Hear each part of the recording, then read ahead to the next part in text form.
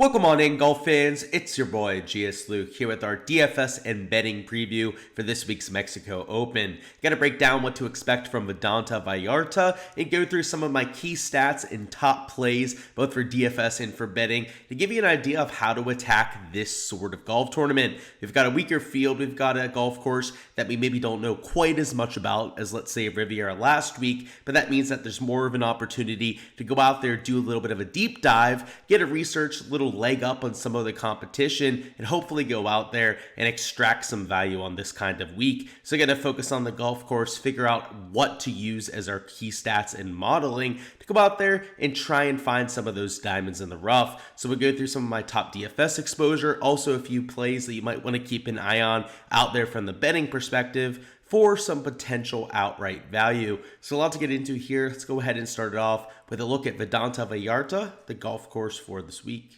Unlike a lot of other resort-style golf courses, Vidanta Vallarta is a lot more ball striking heavy. So rather than having only guys that are older, right, better putters go out there and get to like 25 under par, you have to be much better with the ball striking around Vidanta than I think many people would expect. So rather than looking at putting as one of our top key stats, rather than something like around the green being important, we're much so, more so looking, I should say, some of your approach stats and off the tee. On top of being a relatively harder course, at least for a resort style venue, it's also relatively long. It's nearly 7,500 yards, which for a par 71 is getting lengthy. And in terms of your approach distribution, a whopping 50% of your shots are going to come from 175 yards and up. So in terms of our proximity buckets, there's a lot more weighting from 150 yards and plus. And I'd say this 175 to 200 and this 200 to 225 range are about twice as important on a week like this week compared to the other ones on tour.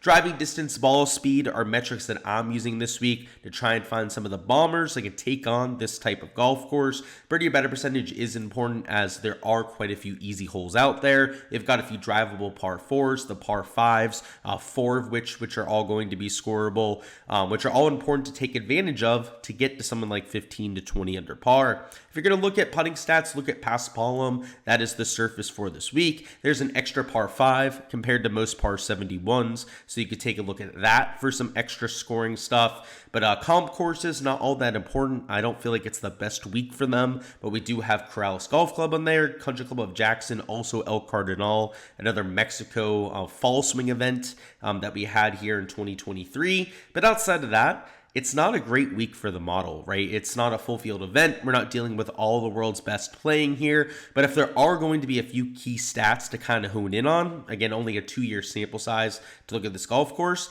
it's the long irons, and then it's that elite off the tee distance. If you take a look at the top 10, top 20 there in 2023 and 2022, it is just littered with some of your top end drivers, a lot of which had no kind of form coming into the week that ended up posting top 10, top 20 finishes. Is really the kind of skill set that has shined here. So once again, it's not a massive sample. I don't feel like this is a great week to be using all of this modeling because we haven't had a massive sample size here. But based on the first 2 years of that data, it is definitely skewed towards some of your longer players on tour. So with that being said, what kind of players am I looking at? And in general, I think it's a week for the long shots. Even, most weeks, right, we're talking about some outrights towards the top of the board here, but outside of a Tony Finau at like 7-8 to 1, I don't love the win equity up there, right? And I'm not betting a Tony Finau at a 7 or 8 to 1. So Emiliano Grillo, Steven Jaeger, we'll talk about Davis Thompson here in a bit as well. More so important from the DFS side, but so most of the outrights I'm taking, most of the shots I'm taking on a potential winner are actually going to be well further down the board. So just noting that these three aren't necessarily outright plays that I'm getting to, but are DFS plays that I think are worth some attention. So first off, we got Emiliano Grillo, who has had a pretty decent track record here in his 2-year sample size. T5 last year, T33 the year before that, and most importantly, has been really good with the putter on these paspalum greens. So you can take a look at the last 2 years here, right, get a decent idea of what to expect. But if you take a look at his numbers for his career on paspalum, you see he's getting close to 3/4 of a stroke per round. That coupled with his elite level ball striking,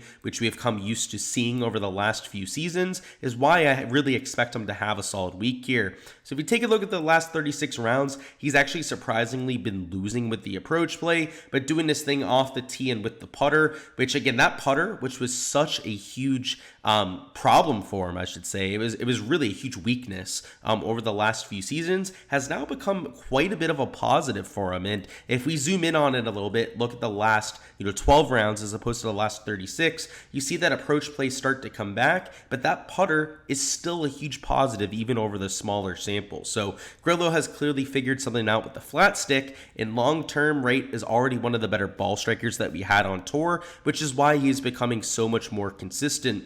We get him on a golf course that he's played well at the past, a golf course where he should be able to separate himself with some of that ball striking, which I know hasn't looked the best of late, right? You can see a slight loser, whether it's the last 12 or the last 36 round baseline, but in a weaker field like this, he is undoubtedly one of the better iron players in the field. Now we get him in a stage of his career where he's a much better putter on his historically best surface on Paspalum, and it makes me real excited to play him. From the game theory angle, from the DFS angle, the reason why I want to talk him up as a core play is Tony Finau is probably going to be 35-40% owned. Nikolai Højgaard, with his form, I expect him to get some attention as well. Olesen, coming off a win on the DP World Tour, is also going to at least get some kind of attention up here. I don't think Grillo's going to be chalky, right? I'm expecting something like 15% ownership out there in a million on a Grillo. At $11,100, it is certainly a little bit expensive for him, but at that kind of price tag, I do think might come in at slightly lower ownership. So I think most people will opt to spend the $900 to take Tony Finau, who of course has a first place and a second place finish in his 2 years at this event. I think that you might go a little bit cheaper for a Højgaard or Olesen, both of those guys there in the 10K range, but at $11,100, you've got somebody with elite level course history who loves the Paspalum putting surface, and that historically does everything that we're looking for, right? Off the tee is long enough in terms of his ball speed, and in terms of the approach play, is one of the better long iron players in this field. So of late has maybe not shown that with the approach stats, but if you look at his career numbers, right, compare him to other players in this range, I would say that he's the most consistent and best iron player, not named Tony Finau. So I like that for Grillo. I like the fact that he's played well here in his first 2 seasons. And is a player that I'll be looking to get some leverage on up top. Next up, we've got Steven Jaeger at $9,800, a player that I've almost put an outright bet on. So if we end up getting an outright on one of these top-end players, it will probably be a Jaeger for me. And the number that I have available right now, which I've almost fired on, is 22.5 to 1, right? So plus 2250 out there from the outright odds. Part of it is because of the event history, where he's had 2 top 18 finishes in a row. He had 1 year where he went out there and gained 8 strokes on approach. That was last season when he went out there and had that T18. Year before that wasn't as sharp with the approach play, but did go out there and gain nearly 3 strokes putting. Last season was a loser on the greens, which is why he only had the T18 finish. But if you can go out there, marry that elite level ball striking that he showed here, also with that putter that you can go out there, gain maybe 3-4 strokes on the greens, that's how he potentially wins this golf tournament. So at $9,800, I do think that he's going to get some attention this week, as will Keith Mitchell, Dietrich, Rogers. I think they're all going to be about 15% owned. But if I had to choose my favorite, right, and none of them are going to be mega chalky, right, out of these middle to top end of the 9K range players, I would take Steven Jaeger 10 out of 10 times. A lot of that becomes down to the tee to green play, where he's been extremely consistent, a lot more consistent than the other players in this range. He's gaining in all 3 tee to green categories, about half a stroke per round off the tee, which of course with this bomber's paradise is going to be especially useful. He's been a good long iron player, especially from 175 yards and longer, which is again the main proximity bucket that we're looking for. Around the green, I'm not that worried about, but has been a stout around the green player. And then on the greens, where he can be a little bit inconsistent, on Paspalum has not been horrible, right? And again, out of those last 2 starts at the Mexico Open, did have that event back in 2022 where he went out there and was gaining nearly 3 strokes with the flat stick. So I like that form. I like the fact that he's shown it on these greens in the past. He has the elite level ball striking that we're looking for in this kind of field. And honestly, is maybe the one guy up here that I'd be willing to bet outright. So we'll have to see come Wednesday if I end up taking that plunge myself. But for my DFS lineups Marks, where he's number 5 for long-term fit. He's number 15 for the recent form ranking. Is really doing all the things that I'm looking for in a player this week. And in terms of ownership, it's a little bit early to say this, right? It's still Tuesday, so we're not entirely sure where the ownership's going to come in on a Steven Yeager, but I'm hoping something around 15, maybe 18% ownership is something that I'd be willing to get over the field on.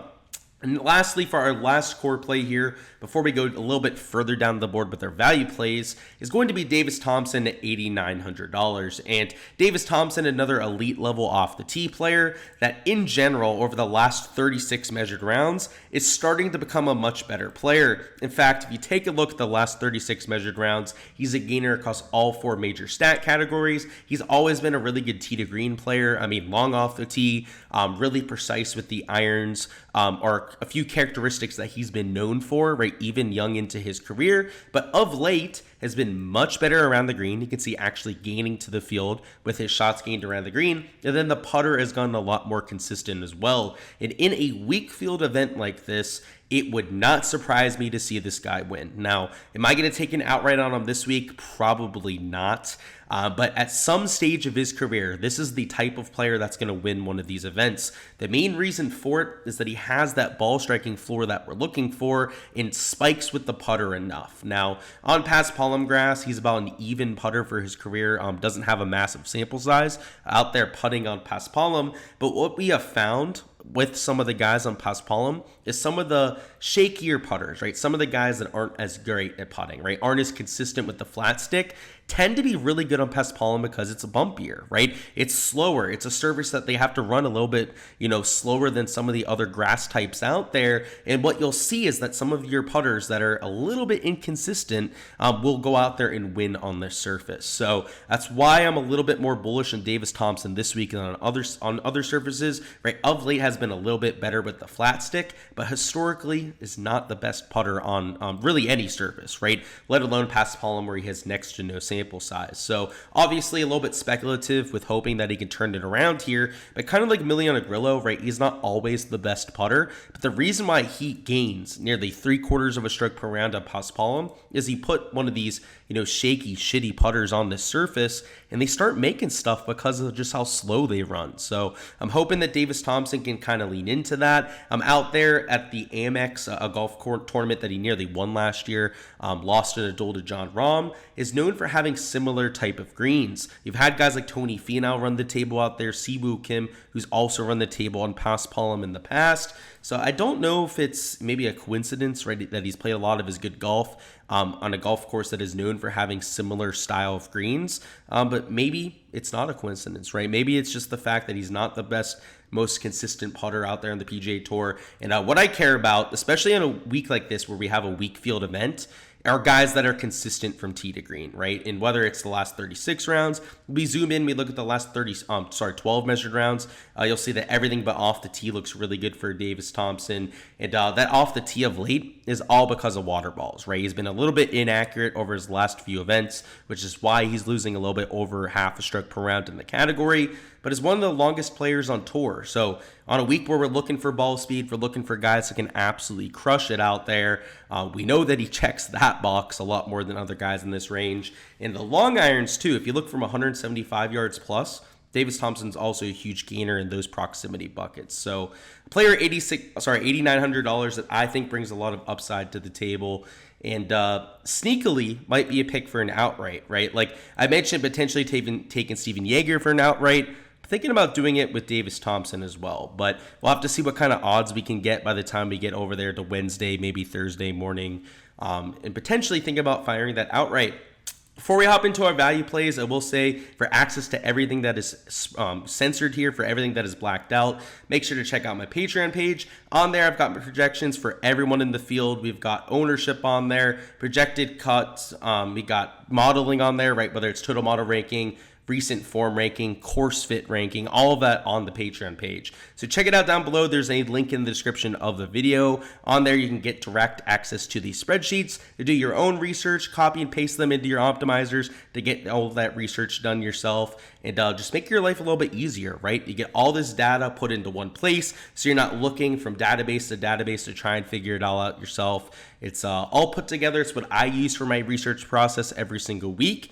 It's all the information all in one spot to, again, just make your life a little bit easier. So check it out down below if that's something that you've been looking for direct access in your own process. But for our value plays, the first one we'll go through here is going to be Austin Eckroat at $8,000. And Eckroat is another player that I'm considering taking outright because he's an elite level driver of the golf ball that has played well in these weak field events and is a good long iron player, right? So from the ball striking perspective, kind of like a Davis Thompson, is doing a lot of the things that we're looking for. So we go to the last 36 rounds, you'll see that he's gaining off the tee, kind of similar to Davis Thompson, right? Slight loser with the approach play from time to time, but everywhere else is really solid. So we go to the last 12 measured rounds, zoom in a little bit, you'll see it's a lot of the same, right? Gaining with everything but the approach play. And if you look at the proximity buckets for Austin Eckroat, the further away that you get from the hole, the better that he is, right? Maybe not the best wedge player on the PGA Tour, but you put a long iron in his hand, you put him on a long par 3,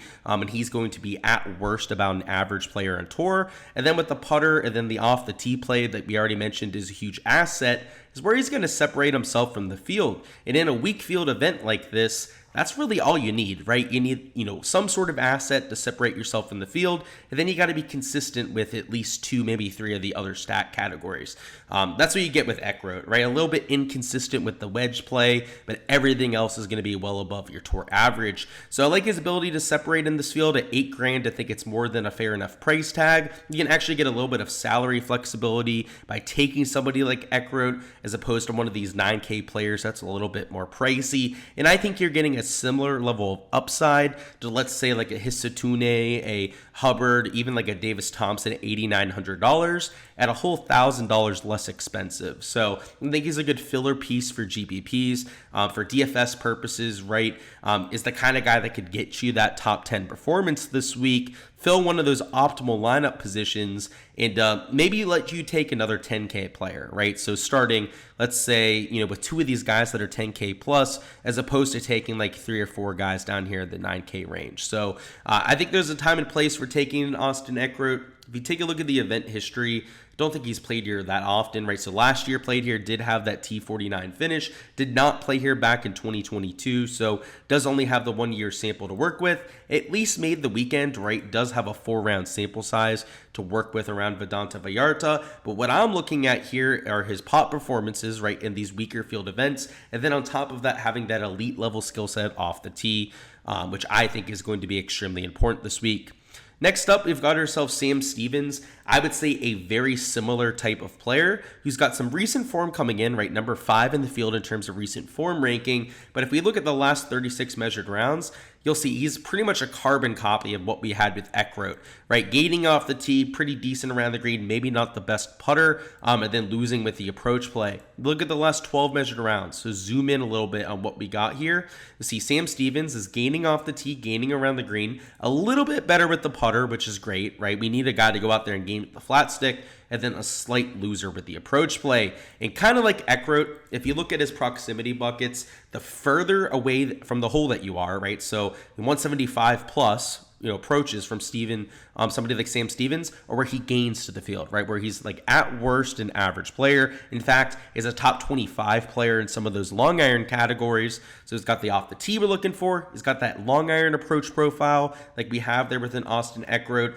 and then is playing well of late, right? Number 5 in that recent form ranking, only $7,100, has also showed up at some of these weak field events in the past, like a Corrales, right? Corrales Golf Club, one of our number 1 comp courses. Well, Sam Stevens nearly won that week, had a really good golf tournament. Same thing with Austin Eckroat. So they've played well at comps. They have that kind of skill set that we're looking for. And I don't think either one's going to be mega chalk either. And for our last play we're getting to here, didn't bet. Somebody like Stevens might consider doing it on a week like this. Same thing with Austin Eckroat, of course. But I did bet our last value play, and it's the only actual outright that we're going to talk about here in this video. There are actually a few other guys down here in the 6K range that I've taken for outrights as well. One of which is actually right at the same price as what we have with Juan. But we'll talk about those on Wednesday. We'll talk about my full outright card on the live stream. But yeah, I took Juan at 150 to 1, and he is the exact type of player that I like for outrights this week. at an event where I think we're going to get another one of those long shot winners. We're looking for guys that are stripers off the tee, extremely long. Juan checks that box emphatically. He's playing well of late, right? He's number 6 in recent form ranking, right? Your first time winners on tour, right? Even when they pop out of nowhere, a lot of times they're at least playing well of late. And the long iron play for Juan is by far what he's known for, right? You give him a wedge, he's not the most precise player, but you give him something from 175 to 200 yards, he's one of your top 20 players on the PGA Tour. So this is another player that is going to gain with the long irons, is going to hit the ball a country mile, and then on Paspalum, right? These guys aren't the best putters, right? You can see even on the Paspalum, on the small sample that we have, is a slight loser to the PGA Tour. These are the type of greens where sometimes you get those pop performances, right? Whether it's because they're running slow, they're maybe a little bit flatter because they're resort style greens, whatever the case may be, you get a lot of these random guys that have pop putting weeks and then nearly end up winning the damn thing. So it's $6,200.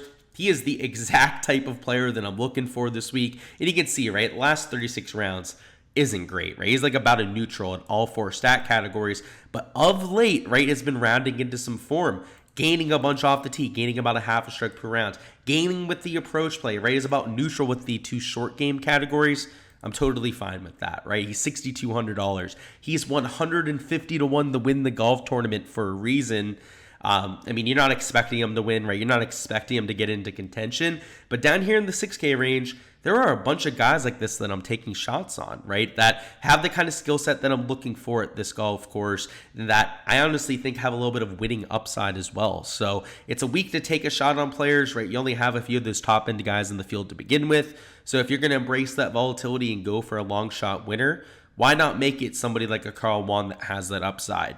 We're going to talk about the outright card by the time we get to Wednesday, but like another example of that is Matty Schmidt at $6,200. He's another guy I bet at 150 to 1 to win this golf tournament. Another guy that I'll definitely be using in some value plays, down here in the 6K range.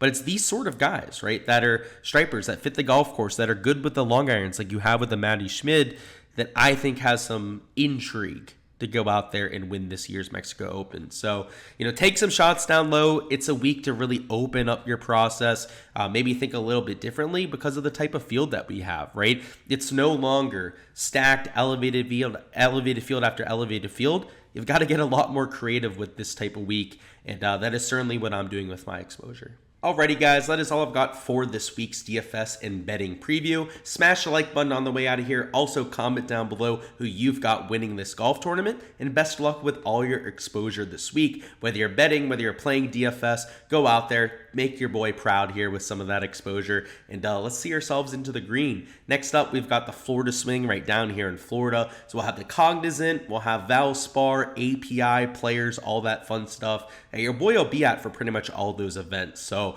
really looking forward to that part of the schedule. It's part of, pretty much Christmas time for me down here in Florida, where I get to watch golf in person pretty much every single day. So looking forward to that. Should be an absolute blast. But best of luck this week over there at the Mexico Open. And I'll see you guys tomorrow night for our live stream, which will be Wednesday at 7 p.m. Eastern. If you have any questions about specific players, any questions about strategy this week for betting, outrights, DFS, whatever the case may be, let me know down in that live chat and we'll get right on after it. Appreciate the support here, guys. Best of luck, like I said, and catch you guys for that live stream tomorrow.